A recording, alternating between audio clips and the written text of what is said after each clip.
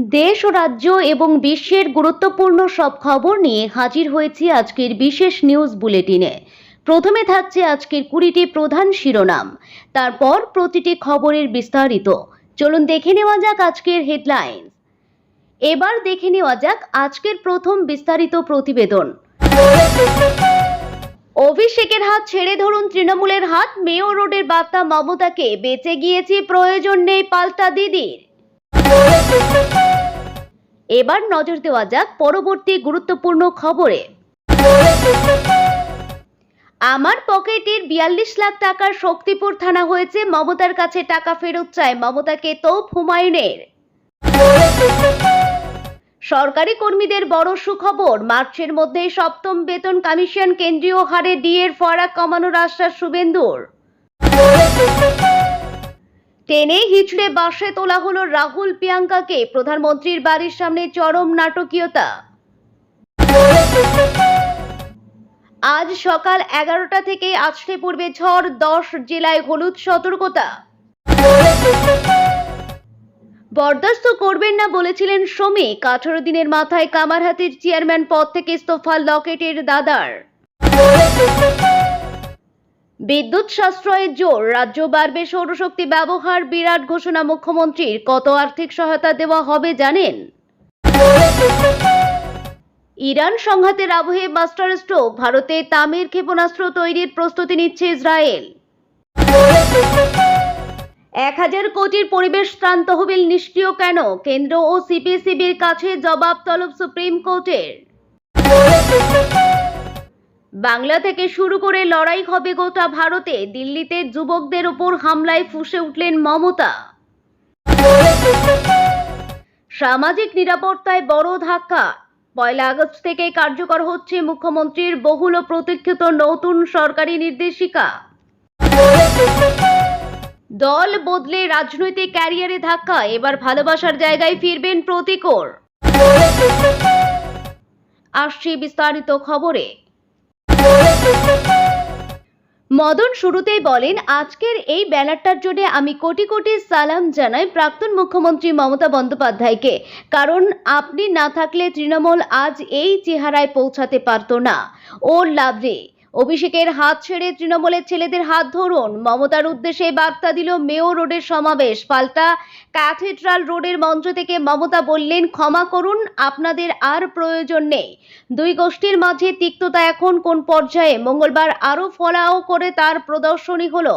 21শে জুলাই কমিশনের রিপোর্ট প্রকাশ না করা, কমিশনের সুপারিশ না মানা, দলের তহবিল নয়-ছয় করা সহ একগুচ্ছ অভিযোগে মমতা বন্দ্যোপাধ্যায়কে বিঁধলেন ঋতব্রত বন্দ্যোপাধ্যায়, মদন মিত্ররা। পাল্টা আক্রমণ, ঋতব্রতপন্থীদের চোর বললেন মমতা। কামারহাটির বিধায়ক মদন মিত্র মেয়ো রোডের মঞ্চে ভাষণ দিতে উঠে মঙ্গলবার বলেন, আজকের এই ব্যানারটার জন্য আমি কোটি কোটি সালাম জানাই প্রাক্তন মুখ্যমন্ত্রী মমতা বন্দ্যোপাধ্যায়কে, কারণ আপনি না থাকলে তৃণমূল আজ এই চেহারায় পৌঁছাতে পারত না। ও লাভলি। মদনের কথায় আজকের এই সভায় মঞ্চে যাদের দেখতে পাচ্ছেন তারা সকলেই তৃণমূলের পদাধিকারী, তৃণমূলের জনপ্রতিনিধি। আগে হলে শহীদ পরিবার থাকতো পেছনে, সামনে থাকতো টলিউডের সেলিব্রিটিরা। এরপরে সুর আরও চড়িয়ে মদন বলেন, শুনে রাখুন, মমতা বন্দ্যোপাধ্যায় আপনাকে মুখ্যমন্ত্রী অভিষেক বানায়নি, সেলিব্রিটিরা বানায়নি। তৃণমূল প্রতিষ্ঠাও অনেক আগে থেকে মদন ছিলেন মমতার ঘনিষ্ঠ রাজনৈতিক সঙ্গী। তাই ঝাঁঝালো আক্রমণের পরে মমতার প্রতি ভুল শোধরানোর বার্তা ছিল মদনের তরফ থেকে। তিনি বলেন, যদি হিম্মত থাকে মমতা বন্দ্যোপাধ্যায় হেঁটে আসুন, একটা ঢিলও পড়বে না। আমরা আমাদের গলার উত্তরীয় পেতে দেব, সেই উত্তরীয় মারি আপনি আসুন, এসে বলুন আমার ভুল হয়েছিল, আমি গান্ধারীর মতো পুত্রস্নেহে অন্ধ ছিলাম। মদনের কথায়, আমি আর কাউকে কিছু বলছি না, আপনাকে বলছি মমতা বন্দ্যোপাধ্যায়। অভিষেক আপনাকে 1 ঘন্টা সময় দিয়েছে, আপনাকে আমরা 1 মাস সময় দিচ্ছি। আপনি অভিষেকের হাত ছেড়ে দিয়ে তৃণমূলের হাত ধরুন। এই যে তৃণমূলের ছেলেরা আছে তাদের হাত ধরুন। আপনার পার্টিটা তৃণমূলের পার্টি, ওটা অভিষেকের পার্টি নয়। যদিও মমতার প্রতি মদনের এই আহ্বান আসলে যে আক্ষরিক নয় বরং কটাক্ষে, তা বুঝতে কারো সমস্যা হয়নি। অভিষেককে আক্রমণের ক্ষেত্রে মদন আরও চাঁচাছোলা ছিলেন। তিনি বলেন, 2 ঘন্টার মধ্যেই সভা মঞ্চে এসে বলো আমার অপরাধ হয়েছে, আমার জন্য গোটা পার্টিটা শেষ হয়ে গেছে, আমি ভুল স্বীকার করছি। মমতা অবশ্য কটাক্ষের ছলেও কোনো পুনর্মিলনের বার্তা দিতে রাজি হননি। ক্যাথিড্রাল রোডের মঞ্চ থেকে মমতা মঙ্গলবার বলেন, সব চোর চলে গেছে, বেঁচে গিয়েছি। ঋতব্রত শিবিরকে বিজেপির বি টিম বলে কটাক্ষ করে মমতা ভবিষ্যৎবাণী, ওই টিমও দ্রুত ভেঙে যাবে। ঋতব্রত শিবিরের উদ্দেশ্যে মমতার বার্তা, ক্ষমা করুন, আপনাদের আর প্রয়োজন নেই। ধনে মানে প্রাণে ভালো থাকুন। বিধানসভার বিরোধী দলনেতা ঋতব্রত বলেন, প্রাক্তন মুখ্যমন্ত্রীর কাছে জানতে চাই, দিদি কেন এই তদন্ত কমিশনের রিপোর্ট প্রকাশ করলেন না? কি বাধা ছিল? কাদের বাঁচানোর ছিল? দলের বিপুল আর্থিক তহবিলের কথা উল্লেখ করে ঋতব্রত একগুচ্ছ প্রশ্ন তোলেন। সেই তহবিল কার কাছে লাগতো, কিভাবে কাজে লাগানো হতো, স্বচ্ছ হিসাব কেন দেওয়া হতো না ইত্যাদি প্রশ্ন তুলে অভিষেককে নিশানা করেন ঋতব্রত। দলের অর্থে কেনা চার্টার্ড বিমান দলকেই ভাড়া দিয়ে টাকা সরানো হয়েছে বলে তিনি ফের অভিযোগ তোলেন। দলের বিপুল তহবিল থেকে শুধুই মিলেছে 1,000 কোটি টাকা দাবি করেন ঋতব্রত। সেই টাকা কার কাছে লেগেছে তা নিয়ে প্রশ্নও তোলেন। বিরোধী দলনেতার ঘোষণা, নির্বাচন কমিশন যদি আমাদের স্বীকৃতি দেয় তাহলে পার্টির এই যে বিপুল টাকা তা থেকে 21শে জুলাই শহীদদের পরিবারগুলিকে প্রতি মাসে আমরা 10,000 টাকা করে দেব।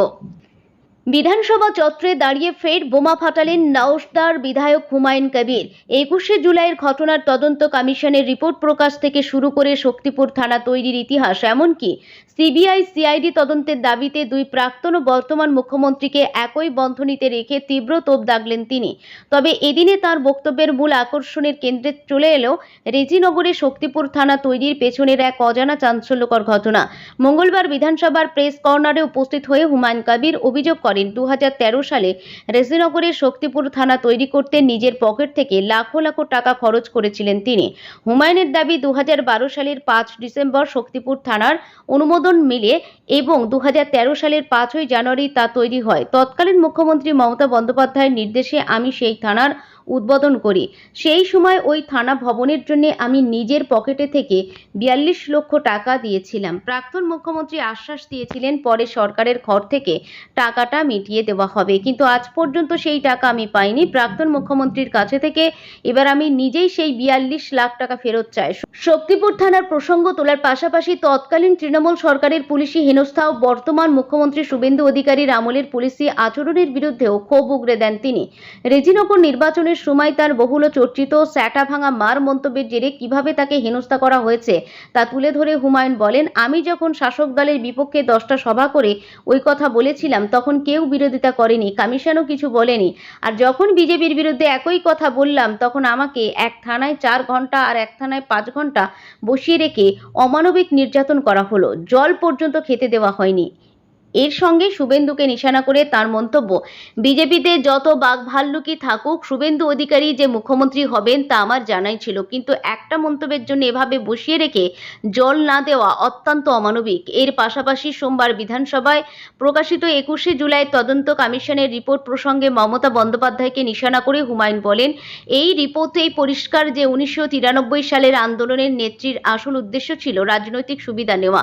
উনি মন থেকে শহীদদের কোনো মর্যাদা দিতে চাননি। একই সঙ্গে নাম না করে বর্তমান প্রদেশ কংগ্রেস নেতৃত্বকেও ভুইফোড় ও রাজনৈতিক সুবিধাভোগী বলে আক্রমণ করেন তিনি।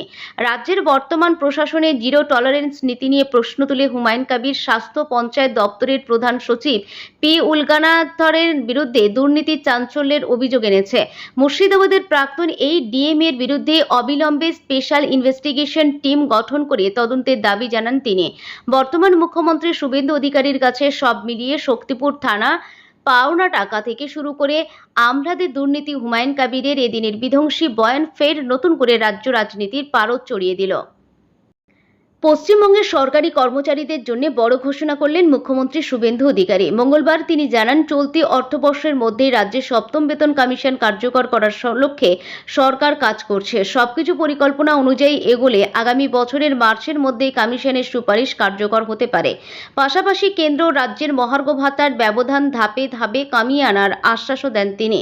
বিদ্যুৎ ভবনে এক সরকারি অনুষ্ঠানে মুখ্যমন্ত্রী বলেন, 7ম বেতন কমিশন গঠনের জন্য প্রয়োজনীয় টার্মস অব রেফারেন্স রেফারেন্স ইতিমধ্যেই প্রস্তুত হয়েছে। তা চূড়ান্ত হওয়ার পর আনুষ্ঠানিকভাবে কমিশন গঠন করা হবে এবং চলতি আর্থিক বছরের মধ্যেই নতুন বেতন কাঠামো চালুর চেষ্টা করা হবে। ডিএ প্রসঙ্গেও গুরুত্বপূর্ণ বার্তা দেন মুখ্যমন্ত্রী। তার বক্তব্য, বর্তমানে রাজ্যের সরকারি কর্মীরা মোট 38% হারে মহার্ঘ ভাতা পাচ্ছেন। ভবিষ্যতে কেন্দ্র ও রাজ্যের ডিএর যে পার্থক্য রয়েছে তা ধাপে ধাপে কমিয়ে আনা হবে। পাশাপাশি বকেয়া ডিএও নির্ধারিত সময়ে পরিশোধ করা হবে বলে আশ্বাস দেন তিনি। শুভেন্দু অধিকারী বলেন, সামাজিক মাধ্যমে বিভিন্ন ধরনের জল্পনা ছড়ানো হলেও সরকার কোনো হঠকারী সিদ্ধান্ত নেয়নি। তার কথায় এক ধাক্কায় 42% কিংবা অতিরিক্ত 10% ডিএ দেওয়ার পরিবর্তে আর্থিক সামর্থ্য বিবেচনা করে সিদ্ধান্ত নেওয়া হয়েছে। ভবিষ্যতে বাকি ব্যবধানও ধীরে ধীরে পূরণ করা হবে। অনুষ্ঠানে বক্তব্য রাখতে গিয়ে তিনি অতীতের বেতন কমিশনের প্রসঙ্গ তোলেন। তার দাবি, ষষ্ঠ বেতন কমিশনের রিপোর্ট দীর্ঘদিন প্রকাশ না হওয়ার পেছনে তৎকালীন সরকারের আর্থিক অবস্থায় অন্যতম কারণ ছিল। সেই সময় কমিশনের রিপোর্ট জমা দেওয়া নিয়েও নানান জটিলতা তৈরি হয়েছিল বলে তিনি উল্লেখ করেন। যদিও এই মন্তব্য রাজনৈতিক প্রেক্ষাপটে করা হয়েছে। উল্লেখ্য, সরকার গঠনের পর প্রথম পূর্ণাঙ্গ বাজেটে সরকারি কর্মীদের জন্য 20% ডিএ বৃদ্ধির ঘোষণা করা হয়েছিল। সেই সিদ্ধান্ত কার্যকর হওয়ার পর বর্তমানে রাজ্যের কর্মচারীরা মোট 38% হারে মহার্ঘ ভাতা পাচ্ছেন। দীর্ঘদিন ধরে ডিএ ও নতুন বেতন কমিশনের দাবিতে আন্দোলন চালিয়ে আসা কর্মচারী সংগঠনগুলির কাছে মঙ্গলবারের ঘোষণা তাই বিশেষ তাৎপর্যপূর্ণ বলে মনে করা হচ্ছে। এদিন বিদ্যুৎ দপ্তরের কর্মীদের উদ্দেশ্যেও বার্তা দেন মুখ্যমন্ত্রী। তিনি বলেন, প্রশাসনের মধ্যে ভয় বা অনিশ্চয়তার পরিবেশ দূর করে স্বাভাবিকভাবে কাজ করার পরিবেশ তৈরি করাই সরকারের লক্ষ্য। আগামী কয়েক মাসের মধ্যে সপ্তম বেতন কমিশন নিয়ে আরও স্পষ্ট রূপরেখা সামনে আসবে বলেও ইঙ্গিত দেন তিনি। প্রধানমন্ত্রী নরেন্দ্র মোদীর বাসভবনের সামনে দিনভর চলা ধুন্ধুমার নাটক ও তীব্র টানাপোড়েনের পর অবশেষে পিছু হটল কেন্দ্র। নিট প্রশ্নপত্র ফাঁস এবং পড়ুয়াদের উপর পুলিশি হেনস্থার প্রতিবাদে আয়োজিত বিক্ষোভ থেকে কংগ্রেস নেতা রাহুল গান্ধী, প্রিয়াঙ্কা গান্ধী ও সমাজবাদী পার্টির প্রধান অখিলেশ যাদবকে জবরদস্তি তুলে নিয়ে যায় দিল্লি পুলিশ। তবে এই আন্দোলনের চরম চাপের মুখে শেষ পর্যন্ত সংসদে নিট নিয়ে আলোচনা করার দাবি মেনে নিল বিজেপি সরকার। প্রধানমন্ত্রীর বাসভবনের সামনে রণক্ষেত্র। সোমবারের পর মঙ্গলবার উত্তপ্ত হয়ে ওঠে দিল্লির রাজপথ। প্রধানমন্ত্রী নরেন্দ্র মোদীর ইস্তফার দাবি এবং সিজেপির মিছিলে পুলিশ লাঠিচার্জ ও টিয়ার গ্যাসের ব্যবহারের প্রতিবাদে লোক কল্যাণ মার্গে প্রধানমন্ত্রীর বাসভবনের সামনে অবস্থানে বসেছিলেন বিরোধী দলনেতা রাহুল গান্ধী, প্রিয়াঙ্কা গান্ধী, এসপি প্রধান অখিলেশ যাদব, সুপ্রিয়া সুলে সহ একাধিক হেভিওয়েট বিরোধী নেতা। এমনকি কর্ণাটকের মুখ্যমন্ত্রী সিদ্দারামাইয়া এবং কেরলের মুখ্যমন্ত্রী পিনারাই বিজয়নের মতো নেতারাও এই বিক্ষোভে সামিল হন। পরিস্থিতি নিয়ন্ত্রণের বাইরে চলে যাওয়ায় পুলিশ বিক্ষোভকারীদের উপর চড়াও হয় এবং টানা হ্যাচড়া করে রাহুল ও প্রিয়াঙ্কা সহ সমস্ত নেতাদের বাসে তুলে দিল্লির মডেল টাউনের ছত্রসাল স্টেডিয়ামে নিয়ে যায়। কেন্দ্রীয় মন্ত্রীর মধ্যস্থতার নাটকের শেষ মুহূর্ত। বিক্ষোভ চলাকালীন হঠাৎই অবস্থানস্থলে পৌঁছালো এসে কেন্দ্রীয় মন্ত্রী জিতেন্দ্র সিং এবং কেন্দ্রীয় স্বরাষ্ট্র সচিব গোবিন্দ মোহন। রাহুল গান্ধীর সঙ্গে আলোচনা করে তার আন্দোলন তুলে নেওয়ার অনুরোধ জানান।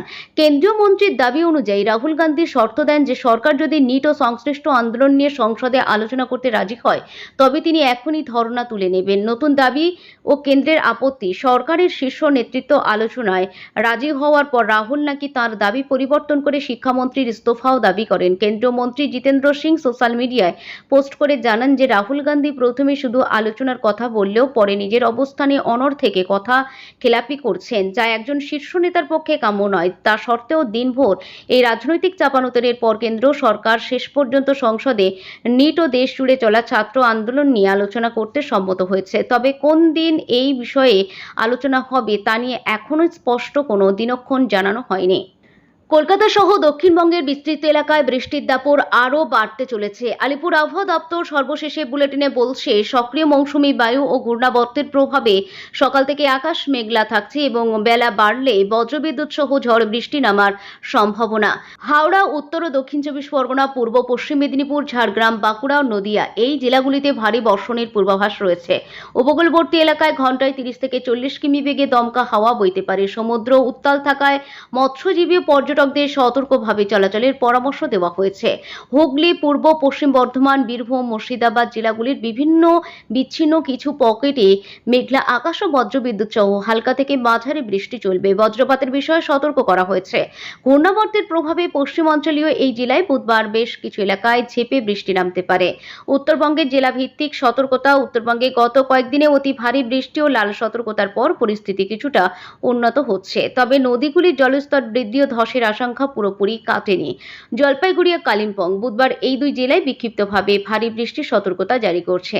পার্বত্য জেলাগুলিতে অতি ভারী বৃষ্টি কমলেও হালকা থেকে মাঝারি বর্ষণ অব্যাহত থাকবে। পূর্বে টানা বৃষ্টির জেরে পাহাড়ি রাস্তায় ধস নামার ঝুঁকি রয়েছে। মেঘলা আকাশ ও মাঝারি বৃষ্টিপাতের সম্ভাবনা রয়েছে কোচবিহার ও উত্তর দিনাজপুরে। মালদা ও দক্ষিণ দিনাজপুরে তুলনামূলকভাবে কম দুর্যোগপূর্ণ পরিস্থিতি থাকবে। প্রধান বজ্রবিদ্যুৎ সহ হালকা ও বিক্ষিপ্ত বৃষ্টি হতে পারে। এই ছিল আজকের 20টি গুরুত্বপূর্ণ খবর। ভিডিওটি ভালো লাগলে লাইক করুন, শেয়ার করুন এবং প্রতিদিনের নির্ভরযোগ্য খবর সবার আগে পেতে চ্যানেলটি সাবস্ক্রাইব করে পাশে থাকা বেল আইকনটি চাপুন। সবাই ভালো থাকুন, সুস্থ থাকুন। ধন্যবাদ।